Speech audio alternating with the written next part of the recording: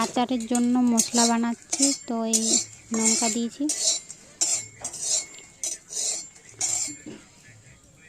লঙ্কাটা একটু দেওয়ার পরে 5 ফোড়ন দিয়েছি। ভাজা হয়ে গেছে, একটা দুটো ফুটতে শুরু করেছে। এটাকে এখন নামিয়ে নেব, বেটে নেব। হাই বন্ধুরা, তোমরা সবাই কেমন আছো? আশা করি সবাই ভালো আছো। আমি অনেক অনেক ভালো আছি। আজকে আবার একটা নতুন রেসিপি নিয়ে চলে এসেছি। রেসিপিটি হলো তেল ছাড়া আমের আচার কিভাবে তৈরি করব। প্রথমে আমটাকে ভালো করে কেটে নেব, দেখতে হবে যাতে জল একটুকুনো না থাকে। তারপর সেটাতে চিনি আর নুন মাখিয়ে নেব। চিনিটাকে গুঁড়ো করলে আরও খুবই ভালো হয়, কিন্তু আমার সেটা গুঁড়ো করা হয়নি। এরপর এটাকে ঢাকা দিয়ে রেখে দেব 1 ঘন্টা মতন, এটা থেকে জল বেরাবে। এই যে বন্ধুরা দেখতে পাচ্ছ আমটির থেকে কতটা জল বেরিয়েছে। এখন আমরা কড়া বসিয়েছি, এখন কড়াতে আমটা দিয়ে দেব। এটা এখন ভালো করে লাড়তে হবে, নয়তো চিনিটা লেগে যাবে কড়াতে।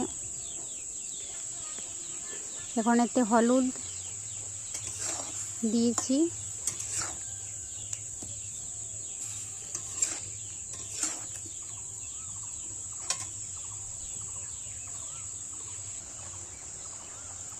ফুটতে শুরু করেছে। এখন লঙ্কা গুঁড়ো দেব।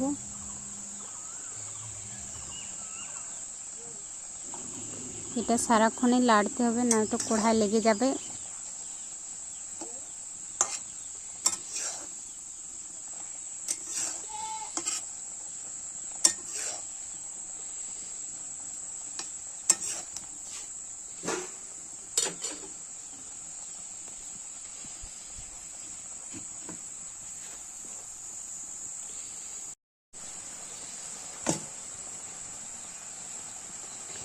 চিনির রসটি ফুটতে শুরু করে।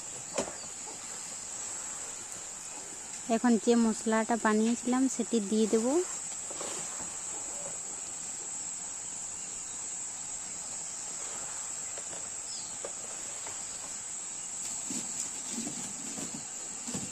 এটিকে এখন ভালো করে নেড়ে চেড়ে মেশাতে হবে আমটির সাথে।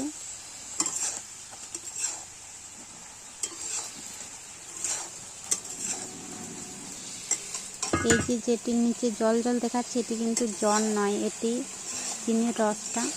আচারটি রেডি হয়ে গেছে, এটিকে এখন নামিয়ে নেব। এই দেখো বন্ধুরা, তেল ছাড়া কাঁচা আমের আচারটি কত সুন্দর হয়েছে। এটিকে তোমরা সারা বছর সংরক্ষণ করে রেখে দিতে পারো।